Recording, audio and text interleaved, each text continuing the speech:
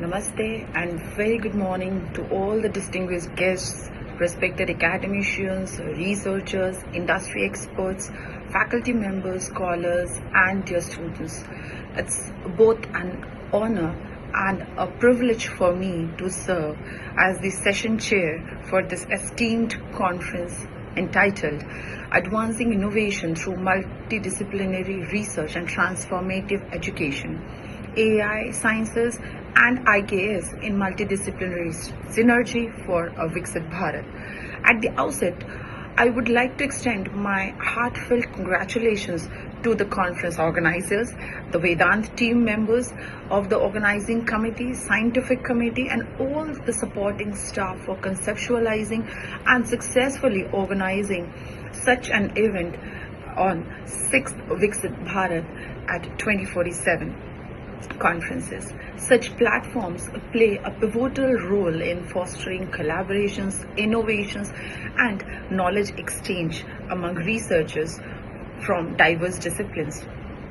The theme of this conference perfectly aligns with India's vision of Viksit Bharat by 2047, emphasizing the integration of artificial intelligence, modern sciences, transformative education, and in knowledge system to address contemporary societal challenges and create sustainable solutions.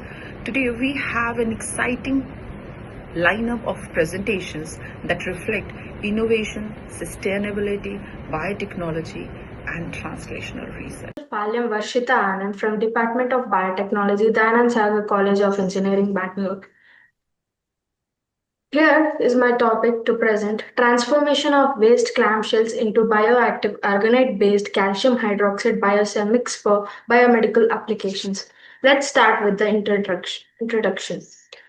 India is the fifth largest exporter of marine products. Clamshells alone produces 70 to 75% of catch volume. These wastes are nutrients dense, which can be extracted and used for various applications, which we are focusing on this project. Our objectives include the extraction of calcium hydroxide from clamshell waste, characterization of calcium hydroxide using XRD, FTRI, SEM, and EDS, and evaluating and comparing the efficiency of extracted with the commercial samples. The experimental methodology involves first the clamshells here are collected from the local source thoroughly and cleaned with distilled water and then immersed with 0.1 NaOH and distilled water. Later it's stirred at 80 degrees Celsius for 2 hours to remove the organic matter. Shells are washed repeatedly with distilled water until neutral pH is reached and dried at 80 degrees Celsius in a muffle furnace. The dry shells were grounded by a mortar and pestle and sieved to obtain a fine powder. As you can see, the 10 grams of the sieved powder is taken and is sintered at 650 degrees Celsius for 6 hours. Later, it's stirred again, sintered again at 1000 degrees Celsius for 3 hours to obtain calcium hydroxide. Let's discuss the results. This is an XRD result. The XRD assessed that our sample is highly crystalline by sharp peaks seen here, as you can see in the graph.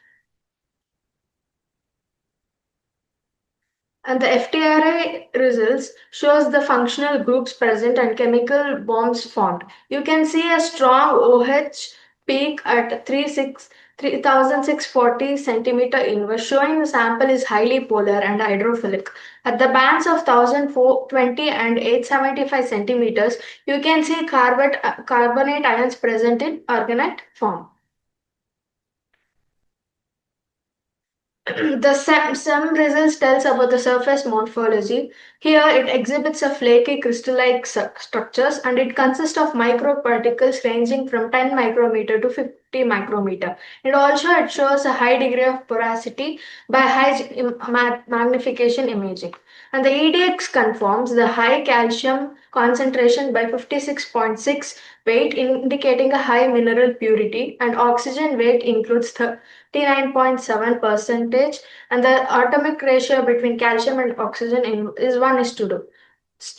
And as you can see, a low carbon percentage, which is 3.7 by weight. It confirms the organic matter is thoroughly removed during the processes. Here we can conclude by the results.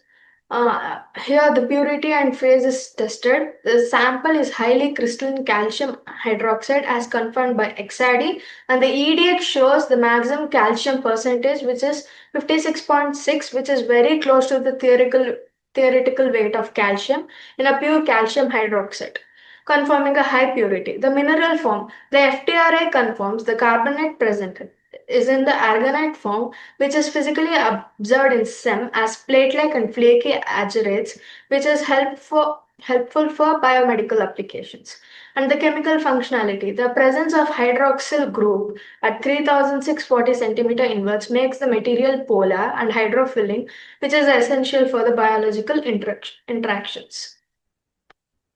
And the future perspectives of this project include the in vitro mineralization, evaluating the rate of hydroxyapatite formation by immersing the extracted aragonite hydroxide complex in a stimulated body fluid, and the scaffold development, which we are going to focus on.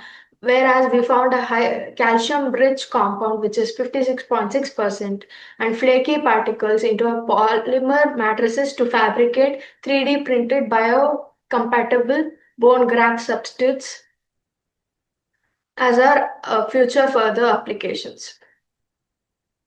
Thank you. I would like to invite our first presenter, Ms. Palyam Varshitha Anand from the Department of Biotechnology, Dayanand Sagar College of Engineering, Bangalore. Her research is entitled on transformation of waste clamshells into bioactive arachnoid-based calcium hydroxide bioceramic for biomedical applications. Her work demonstrates an innovative waste to wealth approach by converting marine shells waste into value-added biomaterials with potential applications in bone tissue engineering and regenerative medicine. The study highlights the substantial circular bioeconomy and biomedical innovation. Therefore, I warmly invite Ms. Anand to deliver her presentation. Thank you. Namaste to everyone. I am Dr.K.V.Shalini, Assistant Professor from the Department of Biochemistry and Biotechnology, Avinashlingam Institute for Home Science and Higher Education for Women, Coimbatore, Tamil Nadu. Today, I am pleased to present my work entitled Green Paper from Ecornia, an Eco-Innovative Approach. Paper is an essential material in our life. However, conventional paper industries rely heavily on wood pulp, leading to large-scale deforestation, high water consumption, and environmental pollution. These concerns highlight the urgent need to explore sustainable and eco-friendly alternative raw material for paper production. One such alternative is Ecornia craspi, commonly called as water hyacinth. It is a fast-growing, invasive aquatic weed that spread rapidly in the freshwater bodies, causing water blockage, ecological imbalance, and economic loss. Despite being an environmental threat, this plant is rich in cellulose, making it potential raw material for paper production. Therefore, converting this problematic weed into a useful paper represents an eco-innovative solution that supports waste to wealth concept, resource conservation, and sustainable development. To achieve this goal, the following objectives were formulated in the study. The objectives are to utilize different part of the Ecornia craspi, mainly the stem and root, for the preparation of eco-friendly handmade paper.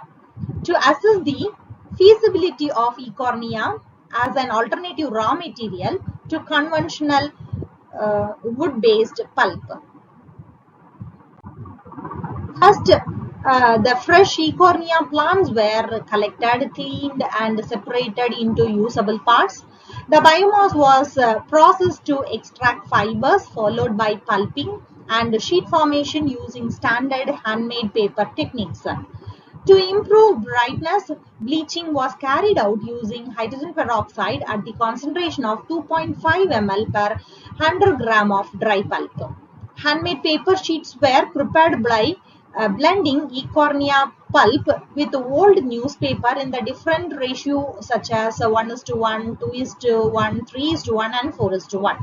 The prepared sheets were then dried and evaluated the physical properties such as texture, appearance, and usability.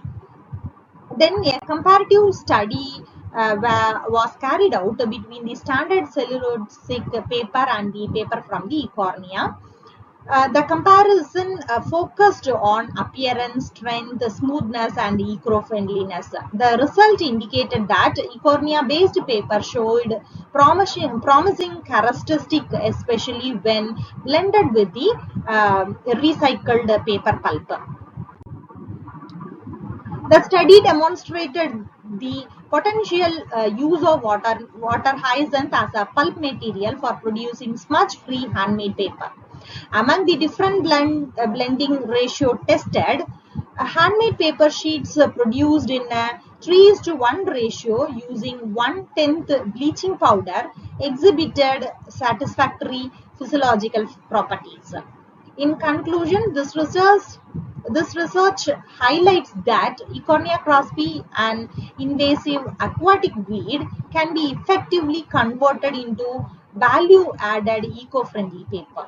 This approach not only reduces the pressure on forest resources but also provide a sustainable solution for managing aquatic weed. Thank you.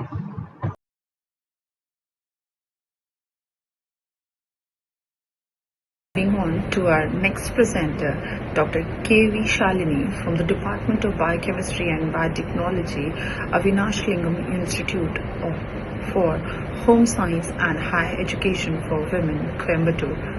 Her presentation entitled Green Paper from Iconia, an Eco-Innovative Approach.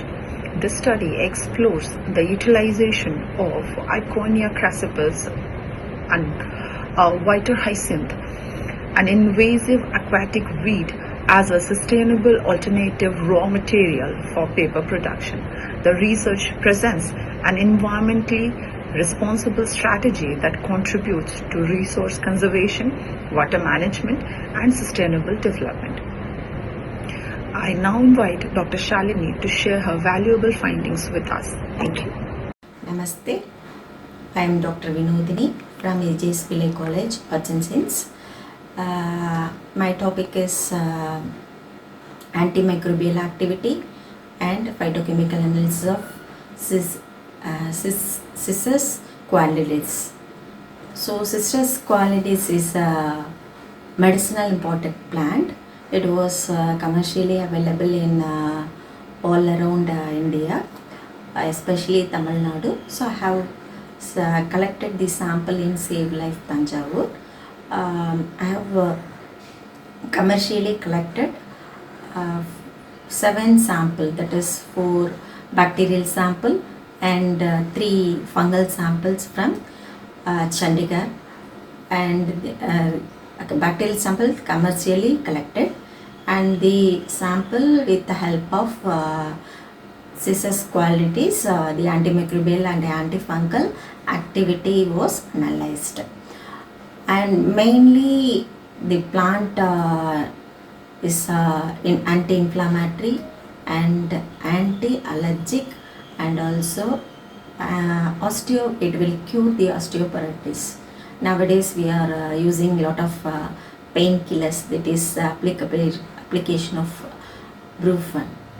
So instead of Brufen, we have to apply this sample, this plant extract for containing the physiochemical parameters of anti-canone is present in the sample, that is the plant sample. So I had to collect the sample. So I have to collected the antimicrobial and antifungal activities, that is 4 bacterial samples: E. coli, Staphylococcus aureus, Vibrio cholerae, Staphylococcus aureus, that is commercially collected, and with the help of the fungal sample, Aspergillus niger and penicillin and Candida albicans.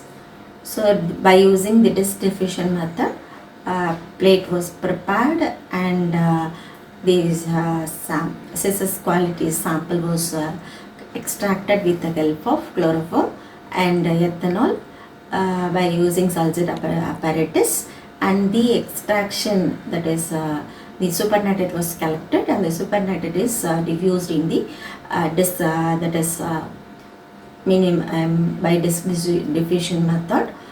The plate was prepared, minimal inhibitory agar medium was prepared, and this swab with the help of the different antibiotics, where from the center have to apply the sample and the antimicrobial activities was calculated.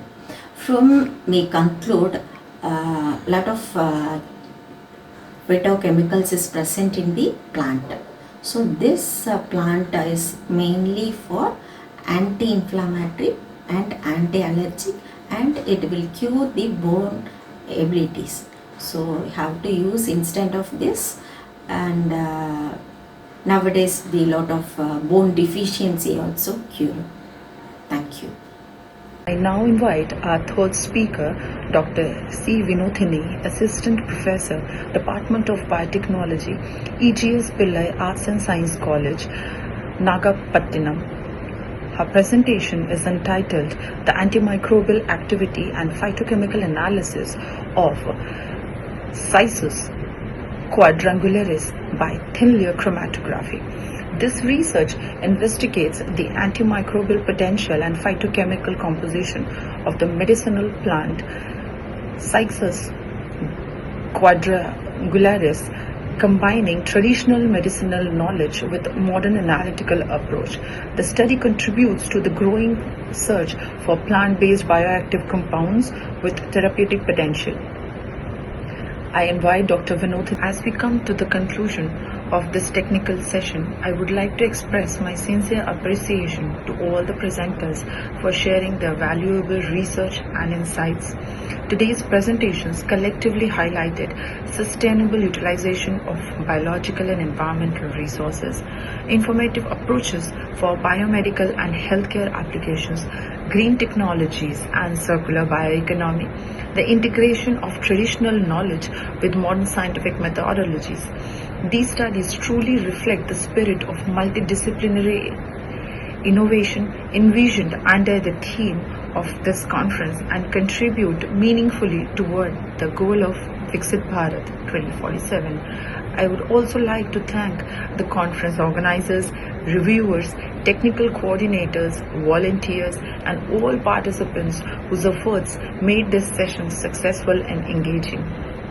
Finally, I thank each attendee for their effective and active participation, thoughtful questions, and commitment to advancing scientific research and education. With this, I formally declare this session concluded. Thank you everyone. Wishing you a productive and enriching conference experience ahead. Thank you so much, and Jai Hind.